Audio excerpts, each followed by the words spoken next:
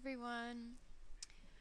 Someone sent me an email after my last blog saying that I'm supposed to look at the camera when I talk, and it doesn't feel right because I have no idea why, but it's just not right. I'm supposed to be looking at the monitor.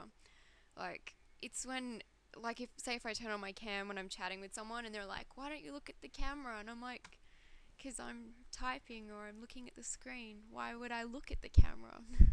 Like, what's happening over here? Anyway, um, I have picked up a very cool, trashy book from the markets near my house, and I really feel that I should read a little excerpt out. It's a Fabio book, and it's called Rogue. See? There's Fabio and his sexy chiseled abs. Ooh. And if you can read that, it says, experience unforgettable ecstasy in his arms. And at the back, he waits for you, the sexiest, most desired man in the world. It's quite funny. I've been reading it, and there's like heaps of sex scenes in it, and I think that like old ladies mainly read this stuff. I don't know, like dirty old women. I'm just gonna read this sex scene out because it's just so amusing. Beneath Ryder, Natalie trembled with both passion and fear. Somewhere in a far recess of her mind, she knew she was being reckless, but for once she did not care.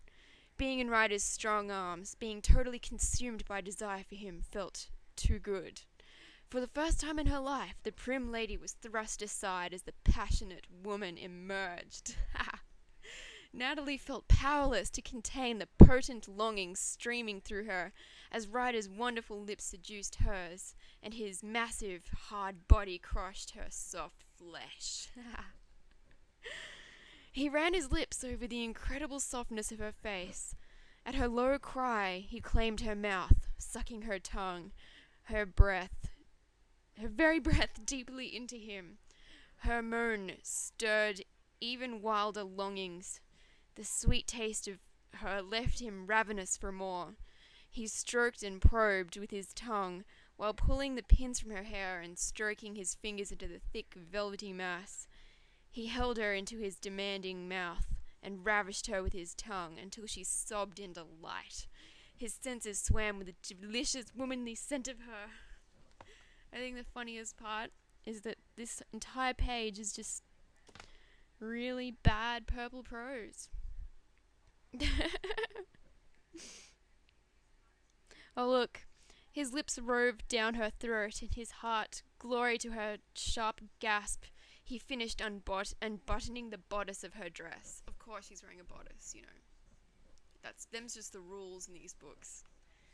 Anyway, when next time you're at your good bookshop, make sure to pick up a copy of Rogue with Fabio on the cover. Hot.